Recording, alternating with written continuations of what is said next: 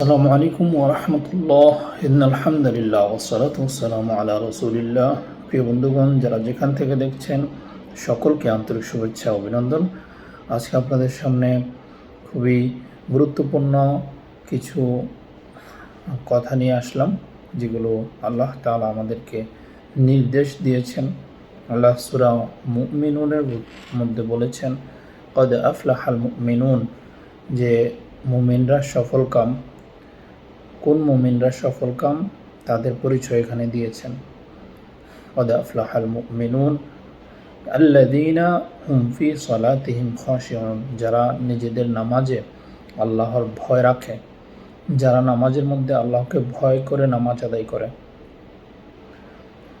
আল্লাহ আমার সামনে রয়েছেন, আমি আল্লাহর কুদরতি পায়ে সেজদা দিচ্ছি। এই ভয়, এই নিয়ত, এই খেয়াল সামনে রেখে আমরা নামাজ আদায় করতে হবে। আল্লাহ আমাদেরকে সেভাবে নামাজ আদায় করার তৌফিক দান করুক। তারপরে আল্লাহ বলতেছেন যে ক্বাদ আফলাহাল মুমিনুন আল্লাযীনা হুম ফি সালাতিহিম খাশিউন ওয়াল্লাযীনা হুম আনিল লাগবি মুআরিদুন, অর্থাৎ অনর্থক কথা থেকে নিজেকে বিরত রাখা।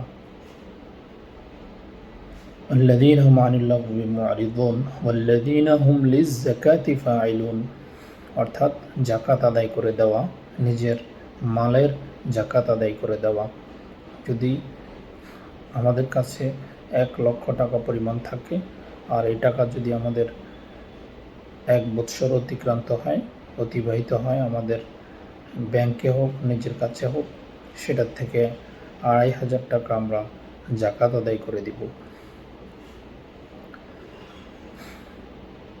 ঠিক তেমনইভাবে যদি 7.5 ভরি পরিমাণ স্বর্ণ আমাদের কাছে থাকে, সেটি যদি 1 বৎসর নিজের কাছেই অতিক্রম করে 1 বৎসর, তাহলে সেটারও আমরা দাম হিসাব করে লাখে 2,500 করে জাকাত আদায় করে দিব। আল্লাহ তাআলা এখানে বলেছেন যে যারা জাকাত আদায় করে দেয় তারা সফল মুমিন। ওয়াল্লাযীনা হুম লিয-যাকাতি ফাঈলুন ওয়াল্লাযীনা হুম লিফুরুজিহিম হাফিজুন, যারা নিজেদের লজ্জাস্থানের হেফাজত করে। আল্লাহ রাসূল সাল্লাল্লাহু আলাইহি সাল্লামের হাদিস, যে ব্যক্তি 2টি জিনিসের হেফাজত করে, সে তার জন্য আল্লাহ রাসূল সাল্লাল্লাহু আলাইহি সাল্লাম সুপারিশ করবেন। 1 নম্বর হচ্ছে যে ব্যক্তি জবানের হেফাজত করে, জিহ্বার হেফাজত করে যে ব্যক্তি। 2 নম্বর হচ্ছে যে ব্যক্তি লজ্জাস্থানের হেফাজত করে। এই জন্য হাদিসে এসেছে